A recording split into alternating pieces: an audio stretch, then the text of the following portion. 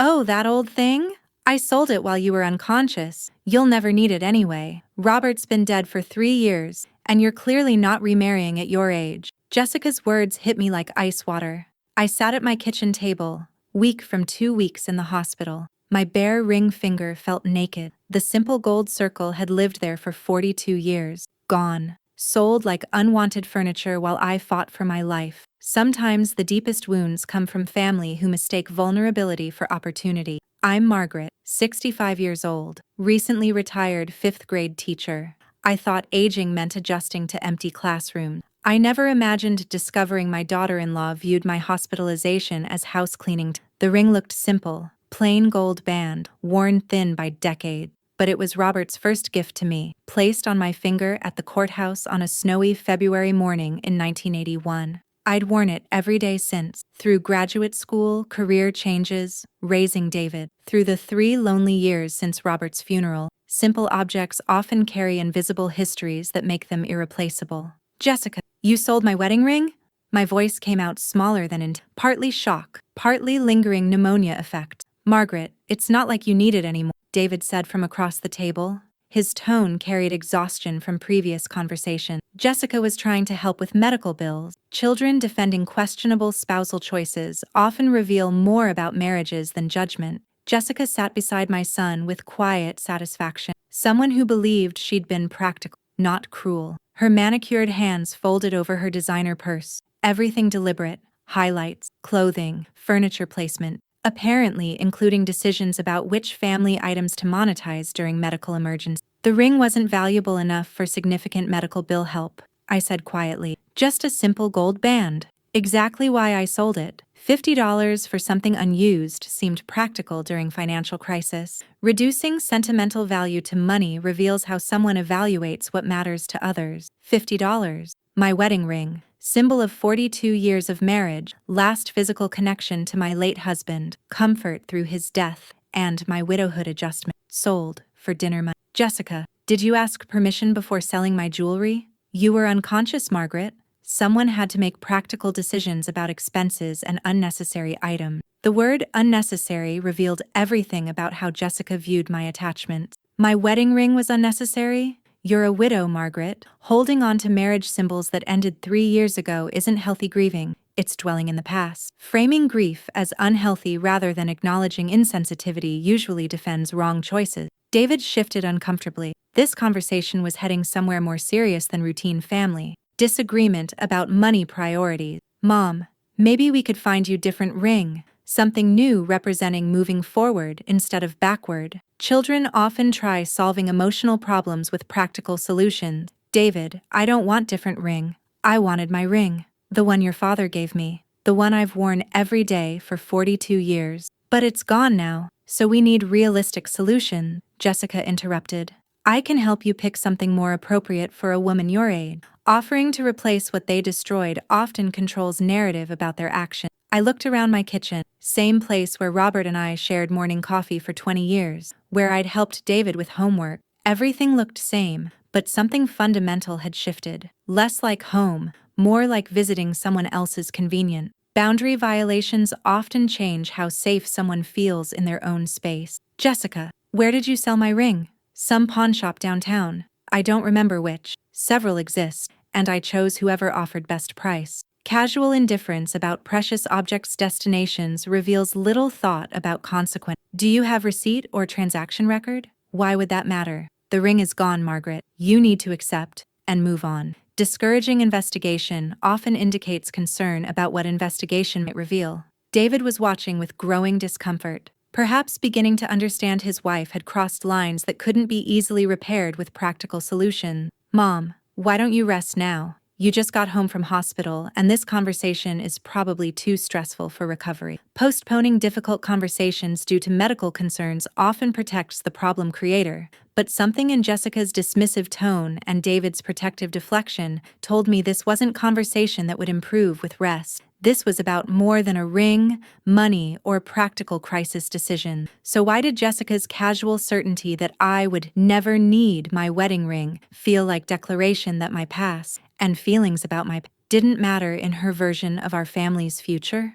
People assume elementary teachers live simple lives with simple attachments, but 43 years in education teaches you something different. The most important things often look unremarkable to people who don't understand their history. Careers spent helping children value learning over appearances creates different relationships with meaningful objects. My wedding ring was exactly that kind of quietly important object, modest in appearance, but rich in memory, worthless to appraisers, but priceless to me. Robert had been a postal worker when we married. I'd been first-year teacher earning barely enough for rent and groceries. Our wedding budget covered courthouse fees and simple lunch after. Love, beginning with limited resources, often creates appreciation for heartfelt gift. I know it's not much, Robert had said, slipping the narrow gold band onto my finger in Judge Morrison's chambers, but I promise it represents everything I want to give you for the rest of my life. Modest gifts with promises often carry more weight than expensive gestures. That ring saw us through my graduate school years,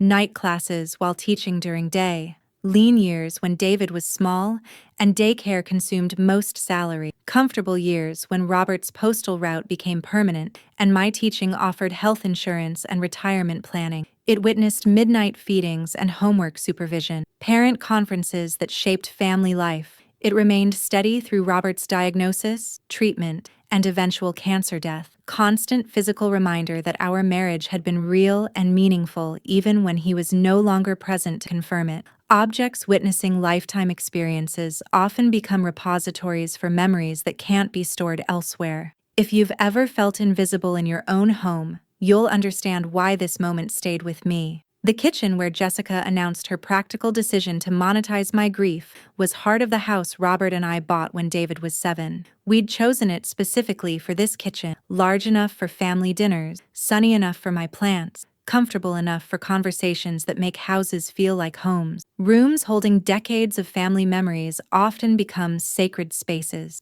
I'd prepared thousands of meals here, hosted countless holiday gatherings, provided homework help and life advice, celebration dinners for milestones that mattered to our family. After Robert's death, it became my refuge, place where I could maintain routines connecting me to the life we'd built together. Widow attachments to familiar spaces often serve important emotional functions. David had grown up at this kitchen table where Jessica now sat, explaining why my attachments to the past were unhealthy obstacles. He'd eaten breakfast before school, brought friends home for after-school snacks, shared news about girlfriends and college plans and career decisions. Children often forget emotional significance of family spaces until their own children create new memories there. When David married Jessica 5 years ago, I'd been genuinely happy about their partnership. She was intelligent, professionally successful, ambitious in ways complementing his laid-back approach. They seemed to balance each other well. I'd looked forward to ways her energy might enhance our family dynamic. Initial impressions of new family members often focus on positive qualities. What I hadn't anticipated was how Jessica's efficiency would extend to reorganizing family relationships according to her preferences, how her practical approach to problem-solving would treat sentimental attachments as obstacles to optimal outcomes. Some people view emotional connections to objects as inefficiencies needing streamlining. The ring had been one of many small conflicts over 5 years. Jessica suggested I downsize to senior community, where maintenance would be someone else's responsibility. She recommended donating Robert's clothes and books to charity since holding on to them wasn't helping anyone. She proposed converting his home office to guest rooms since empty spaces serve no practical purpose. Individual suggestions for improvement often sound reasonable in isolation. I'd resisted most suggestions politely, explaining I wasn't ready for certain changes, that I needed more time to process Robert's absence, that some attachments served important emotional functions even when they didn't serve practical purposes. Resistance to unwanted changes often requires repeated explanation. Jessica seemed to accept my explanation, though I'd noticed her growing impatience with what she called my attachment to the past. Her increasing involvement in family decisions she felt I was handling inefficiently. Patience with other people's grief often decreases over time, but I'd never imagined my hospitalization would provide opportunity to make decisions about my possessions without my input, that she would view my unconsciousness as permission to solve problems I hadn't asked to solve. Medical emergencies often reveal family members' true feelings about boundaries and decision-making authority. Sitting in my kitchen, staring at my bare ring finger, I was beginning to understand that Jessica's practical decision to sell my wedding ring represented something more systematic than financial problem-solving during emergency. The afternoon light filtered through my kitchen curtains the same way it had for 20 years. The coffee maker gurgled its familiar morning rhythm, but the absence of something so small felt like evidence of much larger invasion. So why did the missing weight on my finger feel like proof that the life I thought I was still entitled to control was now subject to other people's convenience? The morning after our kitchen table confrontation, I woke to furniture being moved down the hall, scraping chairs, opening drawers, boxes being stacked. My first thought was David helping me organize missed papers from hospital stay. My second thought, hearing Jessica's voice directing activity, was much less optimistic. Recovery from serious illness often includes moments when you realize others made decisions about your life while you were too sick to protect interest. David, the desk needs to go against far wall to make room for the crib, Jessica was saying as I made my way slowly down the hallway, still weak but curious about what reorganization was happening without my knowledge. Are you sure Mom's ready for us to change Dad's office? David's voice carried hesitation, suggesting this conversation had been happening for a while. Family members expressing doubt but continuing implementation often serve someone else's timeline. Margaret needs to move forward, David. Maintaining a shrine to your father isn't helping her adjust to widowhood.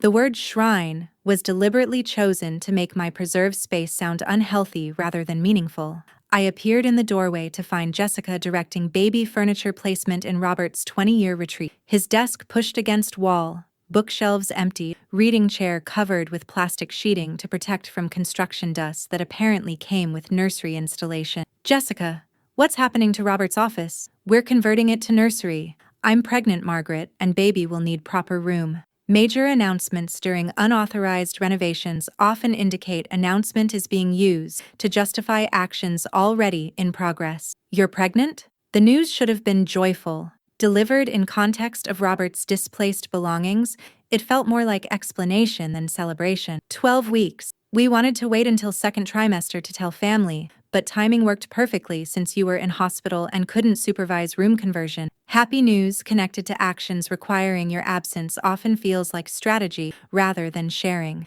David looked uncomfortable with his wife's blunt explanation, apparently recognizing pregnancy announcements usually involved more ceremony and less furniture displacement. Mom, we were going to tell you differently, but Jessica wanted to surprise you with finished nursery when you got home from hospital. Children often try reframing spouses' problematic choices as thoughtful gesture. Where are Robert's books and paper? Boxed in basement. Nothing thrown away, just relocated so space can serve practical purpose. Assuring displaced items haven't been thrown away often indicates they considered throwing them away. Jessica hung cheerful yellow curtains where Robert's awards had been displayed, transforming masculine retreat into gender-neutral nursery with efficiency of someone who'd been planning this renovation longer than 12 weeks of pregnancy. Jessica, did you ask permission before converting Robert's office to nursery? You were unconscious, Margaret. Baby is due in 6 months, and nursery preparation can't wait for your emotional readiness to let go of unused spaces. Practical timelines overriding emotional timelines usually prioritize convenience over processing need. The office wasn't unused, it was preserved. Same thing, functionally. Preserved spaces serve past, nurseries serve future. Dismissing preservation as identical to abandonment reveals attitude toward memory and continuity. I watched Jessica arrange baby items with same confident authority she'd displayed, explaining why my wedding ring was unnecessary. Everything in proper place according to her vision of how family space should be allocated and utilized. Margaret, I know change is difficult, especially recovering from illness, but babies require practical accommodation, and this house has plenty of space for nursery without displacing anyone's current living arrangement. Acknowledging change difficulty while implementing unwanted changes anyway performs empathy rather than practice. What about guest room upstairs? Too small for proper nursery furniture. This room has better natural light and closer proximity to our bedroom for nighttime feeding. Logical explanations for space allocation often mask decisions based on preference rather than necessity. David was assembling crib where Robert's reading chair used to sit. His movements mechanical, but expression troubled. He'd spent countless hours in this room as child, reading with his father, working on school projects, having conversations that happen in quiet spaces designed for thinking and connection. Children who participated in family traditions often feel conflicted when traditions get eliminated for practical reasons. David, how do you feel about converting your father's office to nursery? I want our baby to have beautiful room, Mom, and Dad's not using space anymore. Stating facts instead of feelings often avoids emotional complexity that might interfere with practical decisions. But how do you feel about eliminating space where you and your father spent time together? Those memories don't disappear just because furniture gets rearranged, Mom. Suggesting memories survive physical changes often tries to convince self as much as others. Jessica had finished hanging curtains and now arranged stuffed animals on shelves that previously held Robert's professional development books and continuing education certificates. Margaret, this baby will be your first grandchild. I thought you'd be excited about creating welcoming space instead of mourning displacement of objects that were just collecting dust. Framing grief as obstacle to joy often tries to make insensitivity sound like someone else's problem. I am excited about becoming grandmother. I'm just not excited about way family decisions are being made without my input or consent. The distinction landed between us with weight of small earthquake, shifting everyone's understanding of dynamic that had been developing over past 6 months. The afternoon light slanted through new yellow curtain, casting everything in unfamiliar glow. The sound of David's screwdriver assembling crib filled space where Robert's quiet reading used to happen. The smell of fresh paint mixed with construction dust replaced familiar scent of old books and leather chair. So why did watching Robert's carefully curated retreat become pastel nursery feel less like preparation for new life and more like erasure of life that had come before? Over the next week, as I slowly regained strength, I began noticing other changes throughout house. Small modifications Jessica had made during my unconsciousness, each one defensible alone, but troubling as pattern. Recovery periods often reveal alterations made when you were too vulnerable to notice. The kitchen windowsill no longer held my collection of small ceramic birds, Robert's gifts over the years, business trip token, anniversary presents, impulse purchases that made him think of me. In their place sat a succulent arrangement Jessica explained was easier to maintain and more contemporary. Sentimental collections replaced with practical alternatives often reveal someone's preference for efficiency over attachment. Where are my ceramic birds, Jessica? Packed in basement with Robert's books, they were looking dated, and succulents provide better air purification. Belongings described as dated often mask personal taste preferences as objective improvement. My refrigerator no longer displayed decades of David's childhood artwork, report card, family photos, visual history of our family's development. Jessica had created cleaner aesthetic with meal planning calendar and grocery lists in color-coded sections. I thought you'd appreciate more functional kitchen organization, Jessica explained when I asked about missing family memorabilia. All those papers were creating clutter. Family history relabeled as clutter often indicates discomfort with evidence of previous family configuration. The living room had been subtly reorganized, Robert's reading lamp relocated to basement, his crossword books replaced with parenting magazine, his coffee mug collection consolidated into one cabinet instead of displayed where I could see them daily. Small changes appearing reasonable individually often reveal systematic elimination of one person's presence. Jessica, why were so many changes made while I was in hospital? I was trying to help Margaret.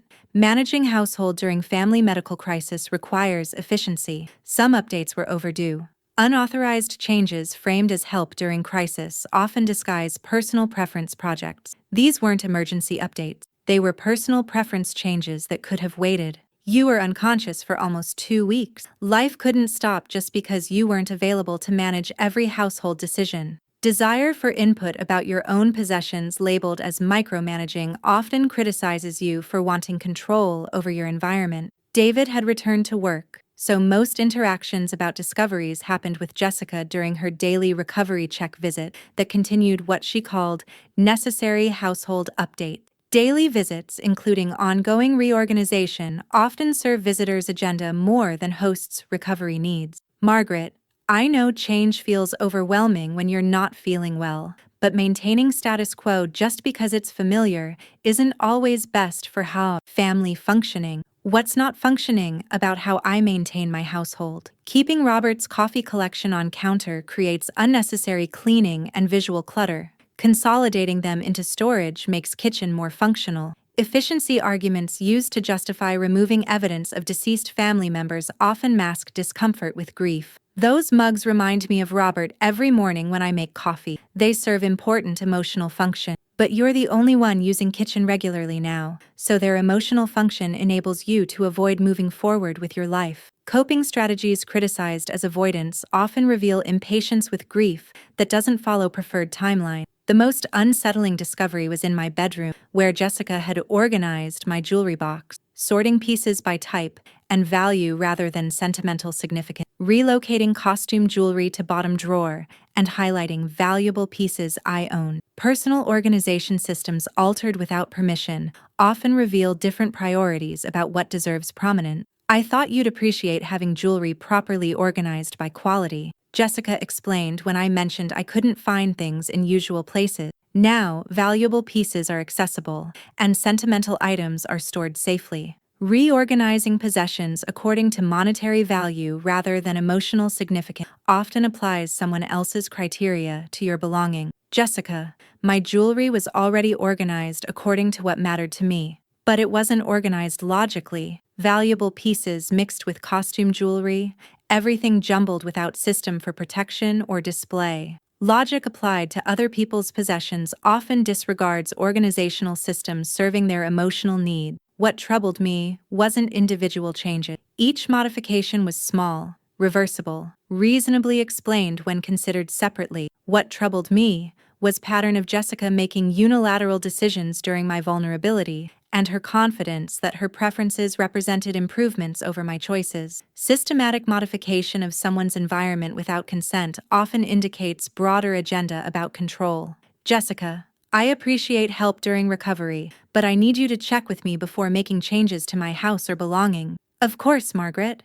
I was just trying to be helpful while you were too sick to manage everything yourself. Agreements to check before making changes often sound sincere when someone has already accomplished primary goals, but her tone suggested accommodation rather than understanding. Willingness to follow my preferences going forward rather than recognition that she'd overstepped boundaries that should have been obvious. Compliance lacking acknowledgement of wrongdoing often indicates viewing boundary violations as reasonable actions requiring management. That evening, when David came home from work, I mentioned discoveries about various household changes during hospitalization. Mom, Jessica was trying to help during really stressful time. Managing your recovery and our household while dealing with pregnancy hormones couldn't have been easy. Children explaining spouses' boundary violations as help during stress often prioritize family harmony over parents' legitimate concern. David, helping during stress doesn't include making decorative and organizational changes serving personal preferences rather than emergency needs. So why did David's defense of Jessica's unauthorized changes feel like acceptance,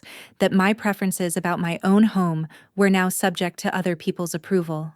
Mom, you need to stop complaining about every little thing Jessica does. She's pregnant and stressed, and you're making recovery difficult for everyone. David's words hit me like physical blow 3 weeks after hospital return, delivered in my own living room where I'd been explaining why finding my ceramic birds packed away felt like violations rather than help. When your own children dismiss boundary violation concerns as complaining, the dismissal often hurts more than original violation. David, I'm not complaining. I'm asking that changes to my house be discussed with me first. But you were unconscious, Mom. Jessica couldn't get permission for every small decision. Treating unauthorized personal reorganization as emergency decision-making often avoids acknowledging spouse overstepped reasonable boundaries. Jessica sat beside David on my couch. Same couch where Robert and I watched television for 20 years, where David did homework as child, where I'd hoped to create memories with future grandchildren. Instead of feeling like family expansion preparation, conversation felt like negotiation about my right to object to unwanted changes. Margaret, I think you're struggling to accept that David has new family now. We can't preserve everything exactly as it was when Robert was alive, just because change feels threatening. Framing actions as helping you accept reality often tries to make preferences sound like inevitable adjustments. Jessica, I'm not struggling to accept David's marriage or pregnancy. I'm struggling to accept unauthorized changes to my possessions and living space. But some changes are necessary for family growth, Margaret. We can't keep this house as museum to your marriage while we're trying to build our own family. Describing preserved memories as museum often tries to make attachments sound excessive. I've never asked you to preserve anything as museum. I've asked you to discuss changes with me first. Mom, that's not realistic when there are time-sensitive decisions affecting family functioning, David said. Jessica can't wait for your emotional readiness every time something needs updating. Children prioritizing spouses' efficiency over parents' consent often reveal whose feelings matter most in family hierarchy. David, what time-sensitive decision required selling my wedding ring? Medical bills, Mom.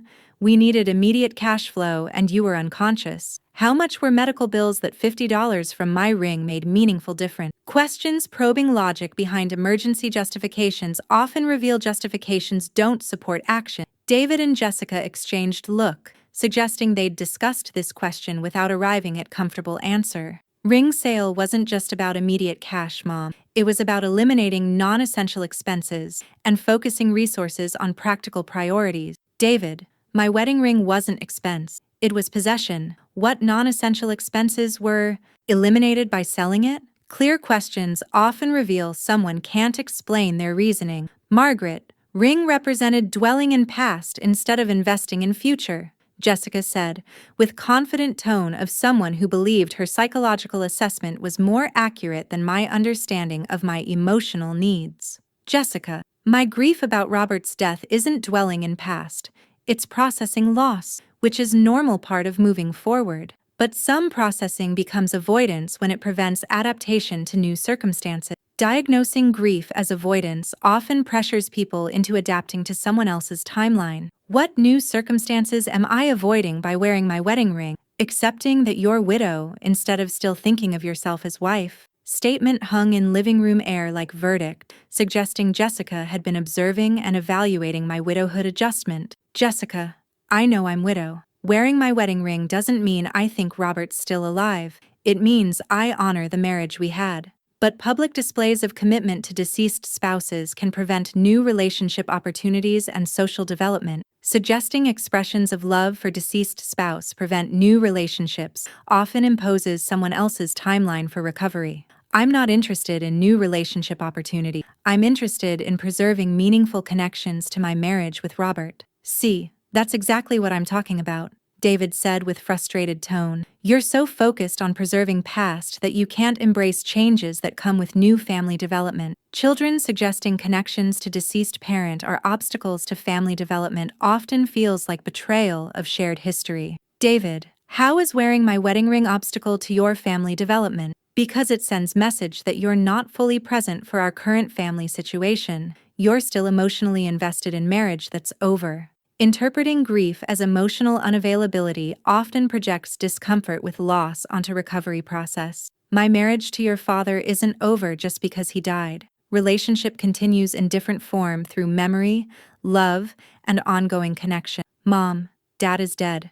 Marriage ended when he died. Pretending otherwise isn't healthy grieving, it's denial. Telling someone their understanding of their own relationship is denial often tries to impose beliefs about death and continuity. Jessica nodded with satisfaction, apparently pleased that David was supporting her assessment of my psychological state.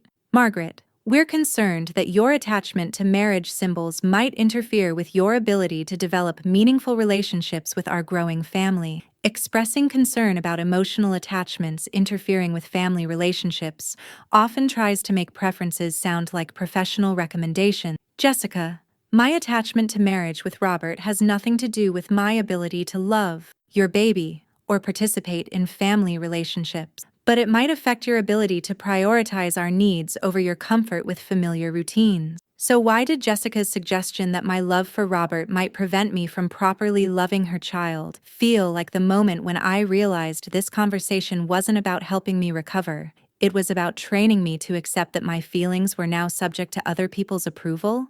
Stories like this remind us that clarity heals more than confrontation. 2 days after the devastating living room conversation, I was organizing bedroom papers when I found something that changed everything. Small envelope tucked behind jewelry box mirror, written in Robert's careful handwriting and marked, "For Margaret," about the ring. Sometimes the most important information arrives when you're looking for something else. I'd forgotten the letter completely. Written during Robert's final weeks when he'd been organizing important papers and leaving instructions about matters he wanted me to handle after his death. Most notes had been practical: insurance information, financial accounts, attorney con. Dying people often leave instructions about practical matters, but sometimes also messages about emotional concern. But this letter was different, written on personal stationery in deliberately neat script he used for important documents. It contained information about my wedding ring I'd never known, despite wearing it for 42 years.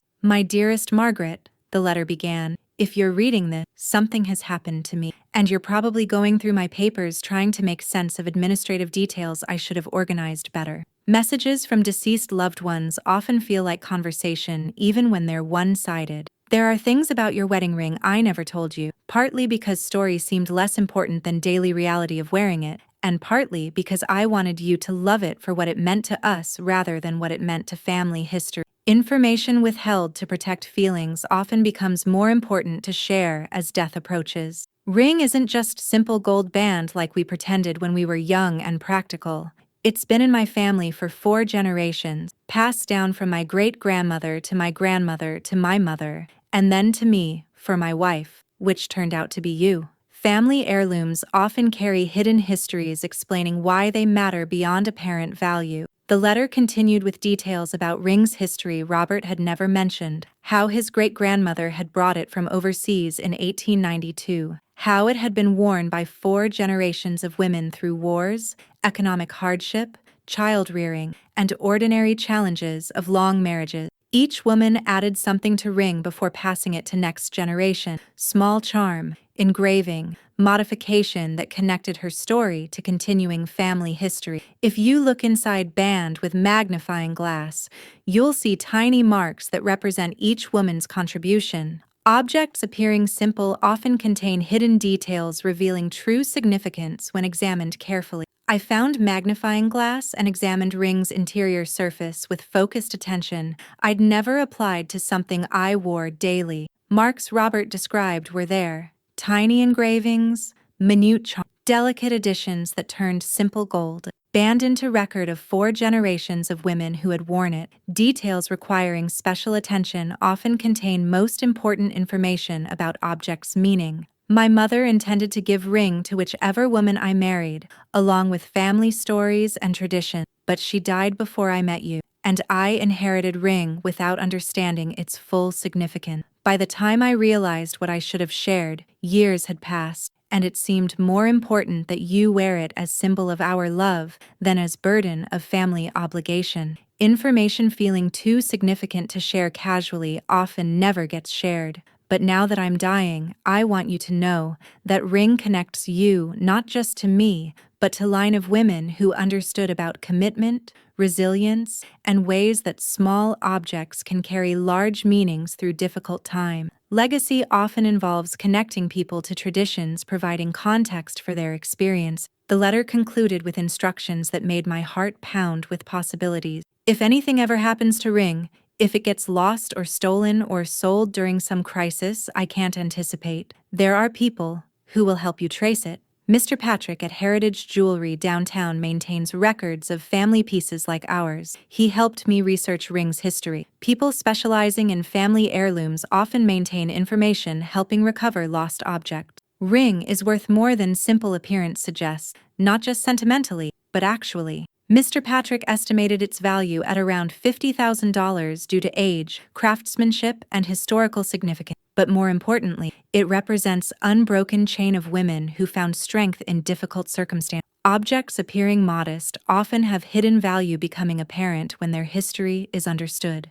I hope you never need this information, my love. But if circumstances require you to trace Ring or verify its significance, Mr. Patrick can help you document what it represents and what it's worth to our family's story. Information provided for emergencies often becomes more important than anticipated. I sat on bedroom floor, holding Robert's letter and understanding for first time that Jessica hadn't just sold my wedding ring. She'd sold family heirloom worth $50,000 for $50 because she'd assumed simple appearance reflected actual value. Assumptions based on appearance often lead to decisions ignoring hidden significance. My hands shook as I reached for phone to call Mr. Patrick at Heritage Jewelry. If Robert's letter was accurate, and if ring had been sold to pawn shop as Jessica claimed, there might be ways to trace its location and sale price. Documentation of object's true value often changes conversation about whether its loss was justified. Heritage Jewelry, Patrick speaking.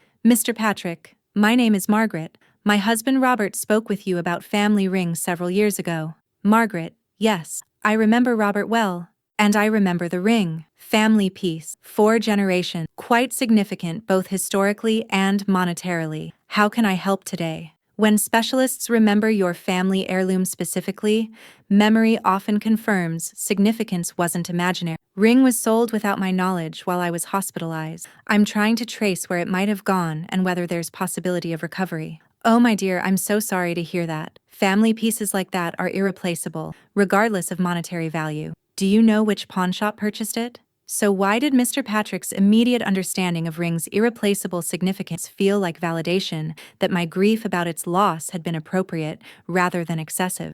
Margaret, I have news that might surprise you, Mr. Patrick said when he called back 3 days later. I'd provided him time frame of hospitalization and Jessica's description of selling ring to some pawn shop downtown. When specialists call with surprising news, surprise often involves information changing your situation. Understanding. Ring was indeed sold to Murphy's pawn shop on 5th Street, but it was purchased same day by collector who recognized its significance. Mr. James, who specializes in family jewelry, bought it for considerably more than $50 your daughter-in-law received. When specialists recognize true value of inappropriately sold object, recognition often reveals full scope of what was lost. How much more? $15,000. Mr. James knows antique jewelry, and he immediately recognized craftsmanship and historical marks, indicating this wasn't costume jewelry sold by someone who understood its value. Difference between $50 and $15,000 represented more than financial loss. It represented gap between Jessica's assumptions and actual worth. Mr. Patrick, is there any way to contact Mr. James about potentially purchasing ring back? That's where story gets interesting, Margaret. When Mr. James examined ring more carefully and researched its history, he discovered documentation suggesting its actual value is closer to $50,000 range your husband and I discuss. Objects revealing true significance under expert examination often turn out more valuable than owners realize. $50,000? Ring contains elements indicating it was crafted by master jewelers in 1890s, and modifications made by each generation were done by skilled craftsmen using genuine materials. It's not just family heirloom, it's documented example of historical artisanship. When family treasures have historical significance beyond personal sentiment, their loss becomes more significant. What does this mean for recovering ring? Mr. James is ethical dealer, Margaret. When I explained circumstances of how ring came to be sold, he was disturbed to learn it had been disposed of without owner's knowledge during medical emergency. He's willing to return it to you at cost. $15,000 he paid for it. Ethical people often want to correct situations where valuable objects were improperly transferred. $15,000. Even if I could afford that amount, which I couldn't on teacher's retirement, some represented almost my entire annual budget. Jessica's $50 emergency decision had created $15,000 recovery problem beyond my financial capacity. Poor judgment creating financial consequences beyond ability to repair often becomes permanent regardless of goodwill. Mr. Patrick, I appreciate Mr. James's ethical approach, but $15,000 is more than I can afford. I understand, Margaret, but there might be other options. Mr. James was so impressed by ring's documentation and family history that he suggested it might be appropriate for museum display about family tradition. Such arrangement would include financial compensation for family that donates piece. When personal losses become opportunities for preservation, opportunity often provides ways to honor legacy while addressing financial reality. What kind of financial compensation? $30,000, with ring displayed permanently as part of heritage collection, including stories of 4 generations of women who wore it. Your family's story would become part of documented history of American family tradition. Sometimes loss leads to legacy in ways not possible when object remained privately owned. The possibility was both heartening and heartbreaking. Way to honor ring's significance and Robert's family history while acknowledging that my personal connection might be severed permanently by Jessica's unauthorized decision. Resolution serving larger purposes often requires accepting personal loss for meaningful outcomes. But before I could make decisions about museum donations and historical legacy, I needed conversation with David and Jessica about what actually happened during hospitalization and what true cost of their emergency financial planning had been. Accountability often requires sharing information, changing other people's understanding of their actions. That evening, when David and Jessica came for weekly dinner visit, I asked them to sit in living room for serious conversation about ring and discoveries I'd made about its actual value and significance. I received information today about my wedding ring that I think you should know, I began, holding Robert's letter and notes from conversations with Mr. Patrick. When you have documentation contradicting someone's assumption, presenting that documentation often changes conversation dramatically. Mom, we've already talked about ring. It's gone, and dwelling on it isn't healthy for anyone, David said, with weary tone of someone who thought we were revisiting settled business. David, ring Jessica sold for $50 was worth $50,000. It's been in your father's family for 4 generations, and it's now owned by a collector who paid $15,000 for it same day Jessica sold it to pawn shop. Facts contradicting people's assumptions often create immediate cognitive dissonance. Jessica's face went white, and David stared at me as if I'd announced gravity had been suspended. That's impossible, Jessica whispered. It was just plain gold band. I had it appraised informally, and pawn shop owner confirmed it wasn't worth more than $50. When informal appraisal is contradicted by expert documentation, confidence in decision-making often collapses. Jessica, informal appraisals by pawn shop owners don't evaluate historical significance, craftsmanship, or family history. Ring was documented family heirloom with authenticated historical value. How do you know this? David asked, apparently trying to process information changing everything about conversation we'd been having for weeks. Children realizing their support for spouses' actions was based on incorrect information often need time to understand implications. I handed them Robert's letter and my notes from conversations with Mr. Patrick, watching their expressions change as they realized scope of what had been lost. Documentation often speaks more clearly than explanation when people need to understand how assumptions led to problems. So why did watching Jessica and David process true cost of their emergency financial planning feel less like revenge and more like moment when everyone finally understood difference between appearance and significance? Jessica, I need you to understand something about the decision you made while I was unconscious, I said the following morning when she came for her daily visit, armed with complete documentation about ring's value and current ownership. When someone's actions cause more damage than they realize, confronting them with full scope often serves justice better than anger. Margaret, I know you're upset about ring, and I understand now that it was more valuable than it appeared, but I was making best decision I could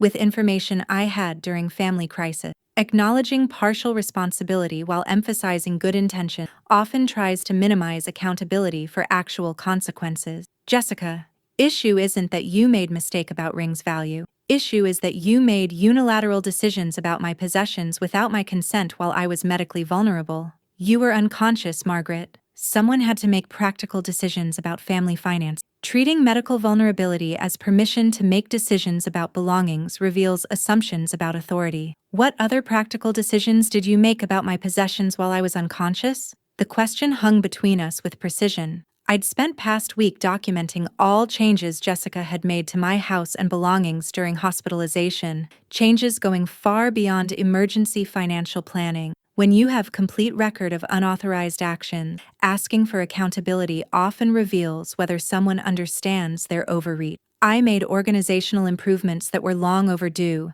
decluttering, modernizing, creating more functional systems for household management. Jessica, Those weren't emergency decisions related to my medical bills. Those were personal preference decisions about how my house should be arranged. When emergency justification doesn't match actual action, mismatch often reveals emergency was used to excuse agenda. Some changes were necessary for creating space for nursery and preparing for family expansion. Which changes were necessary for nursery preparation? Questions asking for specific justification often revealed general explanations don't support particular action. Jessica struggled to explain how packing away my ceramic birds, reorganizing my jewelry, and relocating Robert's coffee mugs served practical nursery preparation rather than personal aesthetic preference. When someone can't connect actions to stated justification, they often realize justifications weren't actual motivation. Margaret, I was trying to help you move forward with your life instead of staying stuck in past. Jessica, who asked you to help me move forward with my life? When help wasn't requested,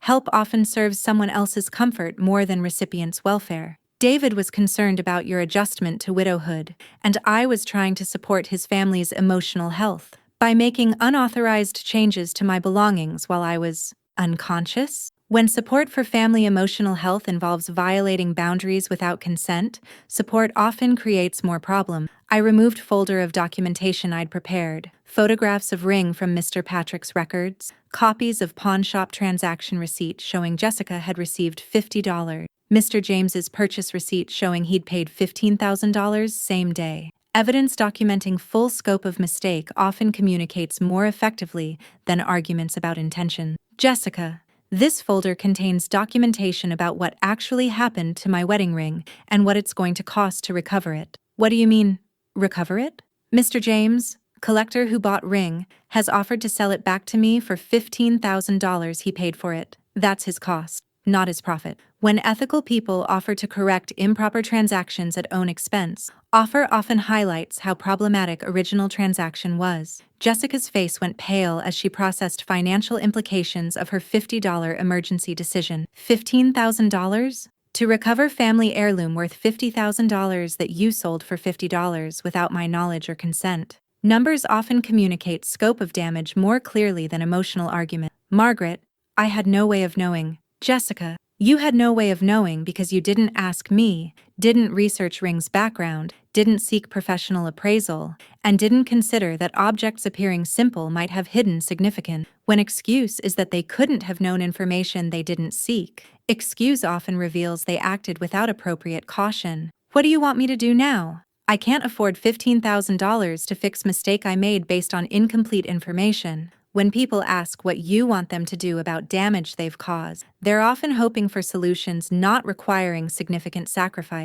Jessica, I want you to understand that ring sale was part of pattern of making decisions about my life and possessions without my input. $15,000 cost is just financial consequence of that pattern. I understand that I overstepped boundaries while you were sick, but dwelling on financial costs doesn't change anything or make situation better for anyone. When someone dismisses financial consequences as dwelling, they're often trying to avoid accountability for practical impact. Financial costs demonstrates importance of respecting other people's belongings and decision-making autonomy, especially when those people are medically vulnerable. Significant financial consequences often serve educational purposes that smaller consequences can't achieve. David arrived as we were having this conversation, and his face showed he'd been thinking about our discussion previous evening and documentation I'd shared about Ring's actual value. Mom, Jessica, how are we going to resolve Ring situation? David, Jessica created $15,000 problem by selling $50,000 family heirloom for $50. I'm not financially capable of resolving that problem, and Jessica apparently isn't either. When children ask about resolving problems their spouses created, they're often hoping for solutions, not assigning clear responsibility. What if we sold something else to raise money for buying Ring back? What would you sell, David? What do you own that's worth $15,000? Questions about practical solutions often reveal family members wanting to help don't have resources to address problems. So why did watching David struggle to find ways to rescue Jessica from consequences of her choices feel like moment when someone finally understood that problems created by poor judgment often require a person who used poor judgment to live with results? Mom, I need to apologize for something I should have recognized weeks ago. David's voice carried weight of someone who had been processing uncomfortable realizations about loyalty, responsibility, and choices he'd made in supporting his wife's actions without questioning their appropriateness. When children apologize for failing to protect parents from spouses' problematic behavior, apology often represents significant shifts in family loyalty. We were sitting in my living room 3 days after documentation conversation, with Jessica notably absent from what David had requested as private discussion about family relationships and boundaries. What are you apologizing for, David? For defending Jessica's actions without understanding what she'd actually done. For treating your concerns about boundary violations as complaints about helpful changes. For prioritizing family harmony over your right to control your own possession. Apologies acknowledging multiple levels of error often indicate more thorough self-examination. David, you were trying to support your wife during stressful time. That's not inherently wrong. But supporting Jessica shouldn't have meant dismissing your legitimate concerns about unauthorized changes to your house and belongings. I realize now that I was asking you to accept disrespectful treatment for sake of avoiding conflict with Jessica. Recognizing that conflict avoidance required someone else to accept disrespectful treatment often helps people understand why peacemaking efforts were problematic. What helped you understand that? Ring documentation. When I saw financial scope of Jessica's mistake, I started thinking about all other decisions she made during your hospitalization. None were actually emergency decisions. They were personal preference decisions she implemented while you were too vulnerable to object. Financial consequences often provide clarity about non-financial issues by making abstract problems concrete. David, what concerns you most about Jessica's actions during my hospitalization? Assumption that your medical vulnerability gave her permission to reorganize your life according to her preferences, and my assumption that supporting her meant agreeing with her assessment of what was best for you. Recognizing that medical vulnerability doesn't create authority for other people often helps people understand why boundary violations during illness feel particularly harmful. How do you want to handle this situation going forward? I want to make sure Jessica understands that changes to your house, belongings, and living arrangements require your explicit consent, regardless of her opinions about what would be improvements. When children commit to protecting parents' autonomy from spouses' management impulses, commitment often requires ongoing vigilance. And I want to find a way to address ring situation that acknowledges seriousness of what happened without creating financial problems that could affect our family's ability to prepare for baby. Practical problem solving acknowledging both accountability and financial reality often requires creative solutions. David, what kind of solution are you thinking about? I've been researching museum option Mr. Patrick mentioned. If ring becomes part of historical display, you'd receive $30,000, which is more than twice what we'd need to buy it back from Mr. James. Solutions serving preservation often provide financial outcome private recovery couldn't achieve. But museum option means giving up ring permanently. Yes, but it also means Dad's family history gets preserved and honored as part of historical documentation, and financial compensation would provide security for your retirement that wouldn't exist if we just recovered ring. Sometimes loss serving larger purposes provides more meaningful outcomes than recovery serving only personal attachment. David, how does Jessica feel about museum option? Jessica is horrified by financial implications of her mistake, and she's willing to support whatever solution you prefer for addressing situations she created. When someone's actions create consequences beyond ability to repair, horror often motivates support for solutions they wouldn't have chosen under different circumstances. 2 weeks later, we met with Mr. Patrick and museum curator to finalize donation agreement. Ring would be displayed as centerpiece of exhibition about family tradition, with documentation about 4 generations of women who had worn it and immigration story it represented. Meaningful resolution often transforms private loss into public education, honoring significance of what was lost. Jessica attended museum meeting, and her behavior was notably different from previous confident management of family decision. She listened more than she spoke, asked questions about my preferences rather than stating opinion, and deferred to my choices about how Robert's family story should be presented. People often modify behavior significantly after experiencing consequences exceeding expectation. Margaret, I want you to know that I understand now how much damage I caused by making assumptions about your possessions and emotional attachment. Jessica said as we left museum. Ring situation taught me that objects appearing simple often carry significance I can't evaluate through casual observation. Recognition that significant damage was caused often leads to more careful behavior. The ring's new home would be beautiful glass case with lighting that brought out subtle details I'd never noticed, despite wearing it for decades. Visitors could read about 4 generations of women who'd found strength through difficult times, and about love that continues even when physical symbols change form. The $30,000 compensation would indeed provide retirement security my teacher's pension couldn't have achieved alone. More importantly, Robert's family story would continue to matter to people beyond our family circle. So why did watching my wedding ring become part of historical display feel less like loss and more like transformation? Way for Robert's family legacy to serve purposes larger than private memory while honoring what ring had always represented about love, commitment, and continuity. 6 months later, the invitation to museum's grand opening arrived on elegant cardstock, featuring photograph of my wedding ring displayed in place of honor, among artifacts telling story of family tradition and objects that carry meaning across generations. Sometimes what begins as personal loss evolves into public legacy honoring both what was lost and what was gained. If you've ever held on to something that mattered more than its appearance suggested, may you find peace in knowing that love takes many forms, and sometimes letting go creates space for something larger than what you thought you were protecting. Jessica's pregnancy had progressed smoothly, and our family relationships had developed different rhythm, one based on explicit communication about boundaries, consent for changes, and recognition that respect doesn't depend on agreement about various family priorities. Relationships often improve when they are based on clear expectation rather than assumption. The nursery had been completed in Robert's former office, but not before Jessica had asked my permission to complete conversion and discussed which of Robert's belongings I wanted preserved in other locations throughout house. When people ask permission before making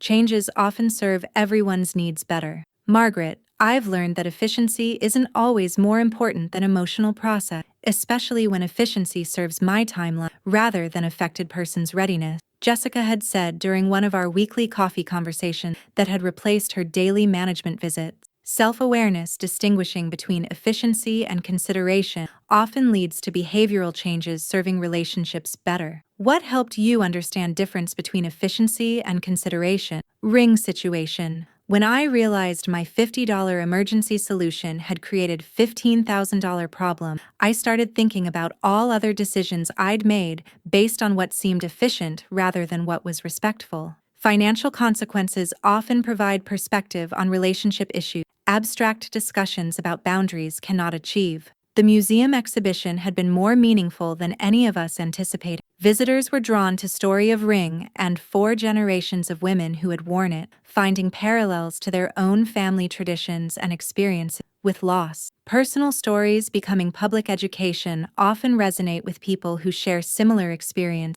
Margaret, your family's story has been one of our most popular exhibit, museum curator had told me during recent visit. People spend more time reading about ring and women who wore it than they do looking at much more expensive artifacts. Significance often attracts more attention than monetary value, especially when significance connects to universal experience. David had maintained his commitment to protecting my autonomy in family decision-making, and his relationship with Jessica had developed more mature dynamic based on mutual respect rather than conflict avoidance. When children learn to balance loyalty between parents and spouses, both relationships often become more authentic. The baby, daughter they named Clara in honor of Robert's great-grandmother, who had first worn the ring, had been born healthy and welcomed into family that had learned important lessons about respect, boundaries, and difference between managing people and loving them. Children often inherit benefits of relationship lessons adults learn through difficult experiences.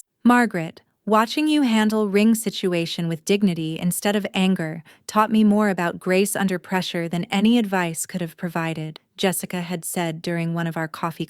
I want to model that kind of strength for Clara when she faces difficult situations. Character demonstrated during crisis often provides more effective teaching than character described during calm periods. The most important lesson hadn't been about standing up to family members who overstep boundaries, though boundary protection had been necessary for family relationships to become respectful and sustainable. Deepest learning often involves understanding principles applying beyond specific situations, requiring learning. The lesson had been about dignity, that responding to violation with clarity rather than anger often achieves better outcomes, that objects carry meaning that can't be evaluated through appearance, that family relationships become stronger when they're based on explicit respect rather than assumed understanding, and that sometimes the most profound resolution serves purposes larger than personal recovery. Dignity maintained during difficult circumstances often creates legacy extending beyond immediate situation. As I looked at museum invitation and thought about upcoming celebration that would include Robert's family story, I realized that Ring's journey from private possession to public legacy represented something important